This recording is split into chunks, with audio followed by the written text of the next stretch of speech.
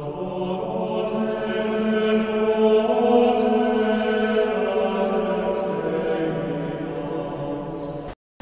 igreja que faz a sua comemoração da solenidade de Todos os Santos no dia 1º de novembro, mas por motivos pastorais em alguns países do mundo, nas missas com o povo, pode-se celebrar a solenidade de Todos os Santos.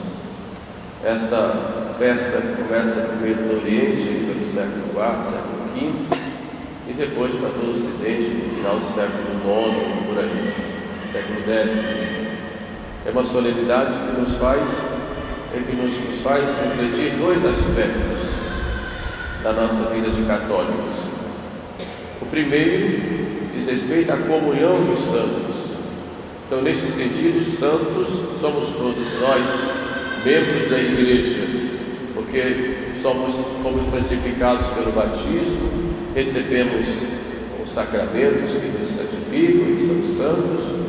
Nosso fundador é santo, somos membros do seu corpo místico, portanto, os santos aqui têm um sentido mais geral, os membros de toda a igreja, seja da igreja que está aqui na terra, igreja militante ou peregrina, que somos nós aqui, enquanto estamos nessa vida, seja a igreja triunfante, os santos que estão nos céus, canonizados ou não, e seja a igreja militante, padecente, as santas almas que estão no purgatório, no seu período, no seu tempo de purificação, são santas, mas ainda não podem ter a posse de Deus e a visão beatífica, vão lá, mas estão ainda nesse tempo de purificação pelos pecados perdoados contra a culpa, pelas penas devidas, penas temporais devidas pelos seus pecados. De modo que falar de festa de Todos os Santos, falamos da própria igreja, igreja como mãe dos santos e imagem da cidade divina, da cidade celeste. Jerusalém celeste já se realiza na igreja aqui pela comunhão dos santos, de modo que tudo que nós fazemos na igreja tem sempre sua repercussão ou participação, seria a melhor palavra, em tudo aquilo que a igreja faz. Um ato de caridade, uma boa obra, uma oração, uma participação na Santa Missa, tudo isso é da igreja. Nós fazendo como membros da igreja, toda a igreja recebe as graças e participam conosco. Ninguém está fora da igreja participando da liturgia, por exemplo, como nós somos membros da igreja, participamos de toda a liturgia do mundo inteiro. O próprio sacerdote, quando celebra, é outro Cristo que celebra com a igreja. Mesmo que o padre celebre a missa sozinho, apenas com coroinha, ou em casos extraordinários até sem o coroinha, na verdade ele está celebrando com toda a igreja. E quando ele se volta para o povo, embora não tenha o povo, ele vai dizer Dominus vobiscum. Por quê? Vai mostrar que ele celebra com a igreja, nunca é um padre, celebra sem a igreja. Então isso evidentemente, mostra esse aspecto da comunhão dos santos. Mas há um outro aspecto, e o aspecto que eu gostaria de meditar um pouquinho com vocês hoje, é aquele aspecto dos santos que já estão nos céus. Alguns, no início, todos os cristãos eram chamados de santos. Depois, com o passar do tempo, começou a ver, morriam pessoas muito santas, aí eram popularmente canonizadas, aqui entre aspas, havia comércio de relíquias ou coisas do tipo, aproveitamento de pessoas mal intencionadas a respeito de tais devoções. A igreja então começou ali pelo século IX fazer um processo de canonização. Mas no início não existia processo de canonização. A igreja começou a fazer um processo para olhar os santos, as suas virtudes heróicas, aquilo que eles fizeram, e colocou como condição para iniciar o processo de canonização que aquela pessoa tenha se destacado heroicamente em uma das virtudes, pelo menos. Depois, como condição, se exigiram todo o estudo de sua vida e, no final, para selar, digamos, o processo, faz outro processo, que é o processo dos milagres, para, como, digamos, seria o selo de Deus para que a igreja possa canonizar.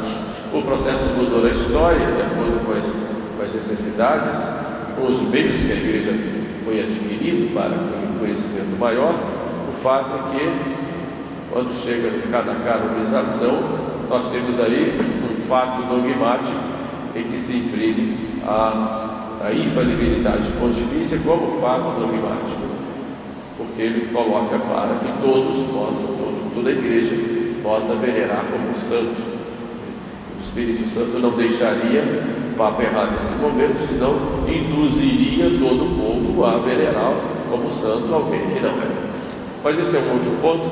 Há muitos santos que estão nos céus e não foram canonizados, certamente a maioria, tanto os chefes de família, tanto as donas de casa, crianças, jovens, velhinhos, velhinhas, todos estão no céu.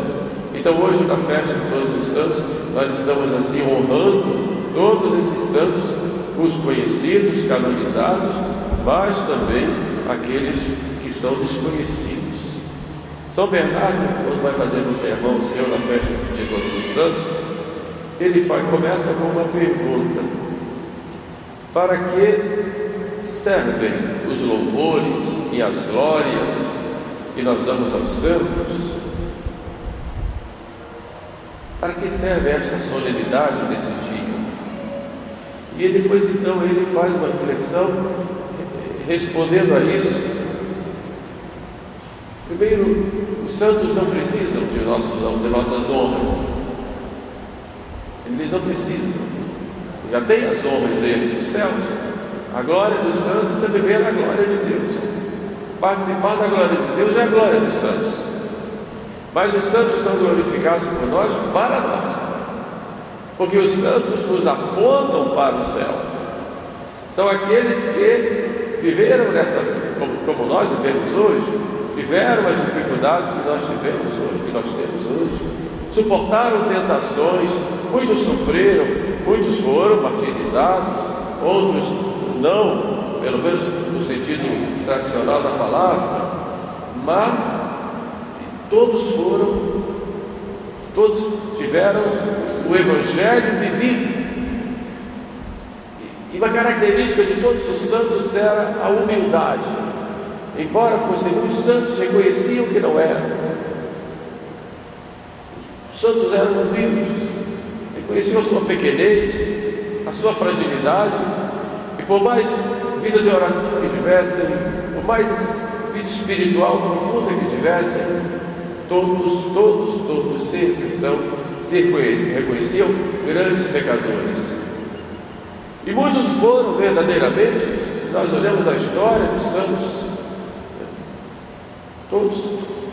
e todos eles, nós vamos ver que há essa luta contra o pecado. O próprio São Bento, por exemplo, que luta contra o pecado, contra a tentação. O São Francisco de Assis, que foi muito pecador, e que depois, quando tem a graça da conversão, como muda e quer viver essa radicalidade do Evangelho. E quanta penitência e sacrifício fazia São Francisco por causa dos seus pecados e para viver essa radicalidade do Evangelho. O Santo Agostinho, que foi um homem cheio de pecados e depois teve a graça da conversão, depois escreve sobre isso no seu livro das Confissões e mostra lá, quando confessa, desde criança, e vai falando a sua história desde menino, e diz tão pequeno e tão pecador. Portanto, os santos são os grandes perdoados por Deus, mas procuraram imprimir em si o Evangelho, viver o Evangelho na prática, sobretudo as bem-aventuranças, que é o caminho que Jesus Cristo nos mostra para sermos santos. No Sermão da Montanha, Jesus diz: sede perfeitos como vosso Pai Celeste é perfeito. E aí a gente fica perguntando: mas você é perfeito como o Pai Celeste é perfeito? E aí Santo Tomás explica a perfeição como homens, como pessoas humanas. O Pai Celeste é perfeito como Deus, tem a perfeição em si mesmo. E o homem é perfeito na medida em que se une a Deus, porque Deus nos criou para essa comunhão com Ele. E quanto mais nós nos unimos a Deus, nós vamos adquirindo a perfeição que Ele próprio nos dá. E toda a perfeição em nós, e toda a santidade em nós, é uma participação da santidade do próprio Deus, que é santo, que é o santo por excelência. Portanto, as bem-aventuranças evangélicas que nosso Senhor nos mostra como caminho de santidade, na verdade, elas são praticadas por Ele, por Jesus, e nos coloca Ele como modelo e participação da santidade Ele como homem, da santidade de Deus, Ele como homem, evidentemente Ele é Deus, mas nos mostra como homem que é o caminho deste novo Adão, que cada um de nós é, restaurados pelo sangue de Jesus. Das bem-aventuranças nós vamos ver lá, primeiro Jesus diz bem-aventurados, e diz a condição para ser bem-aventurado, e depois diz o prêmio. Bem-aventurados os pobres de espírito, porque deles é o reino dos céus. Bem-aventurados os que choram, porque serão consolados. Bem-aventurados os puros, porque verão a Deus. Bem-aventurados os mansos, porque possuirão a terra. Bem-aventurados os que têm fome e sede de justiça, porque serão consolados. Bem-aventurados os misericordiosos, porque alcançarão misericórdia. Bem-aventurados os que promovem a paz, porque serão chamados filhos de Deus. Bem-aventurados sois vós, aí Cristo vai falar da cruz, que quando vos injuriarem, vos perseguirem, vos maltratarem por causa do meu nome, porque será grande a vossa recompensa nos céus. Então nosso Senhor vai nos dando aí um programa de vida: pobreza, mansidão, promover a paz, misericórdia, lágrimas, pureza,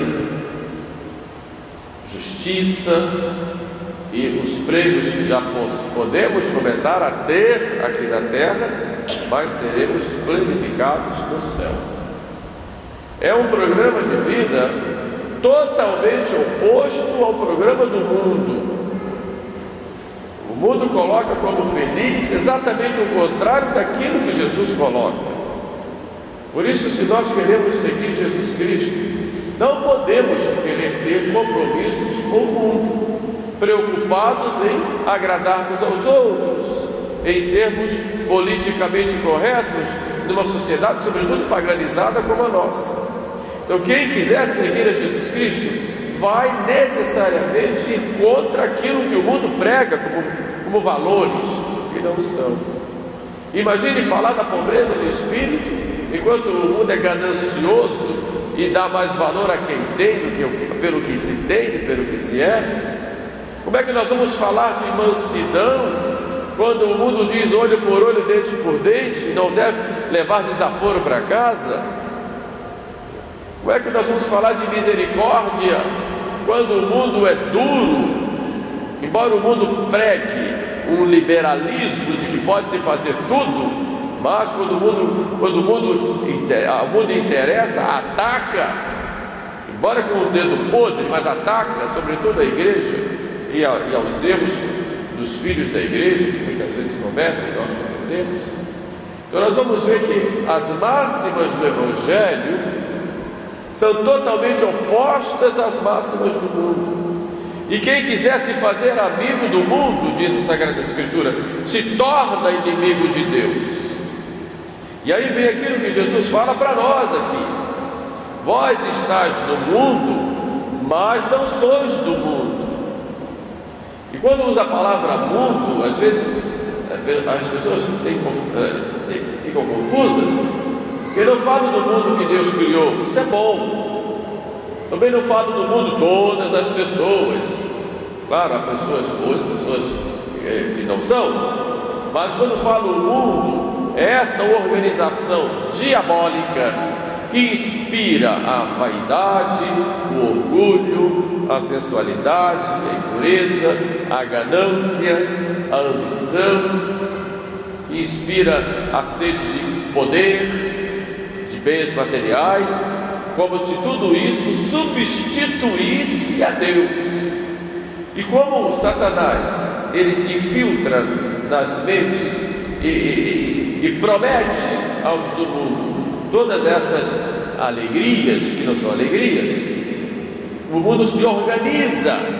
Então essa organização do mundo, inspirada pelo demônio, que tem os seus, que são comprometidos com ele, coloca um espírito totalmente oposto ao espírito do Evangelho, ao espírito de Cristo.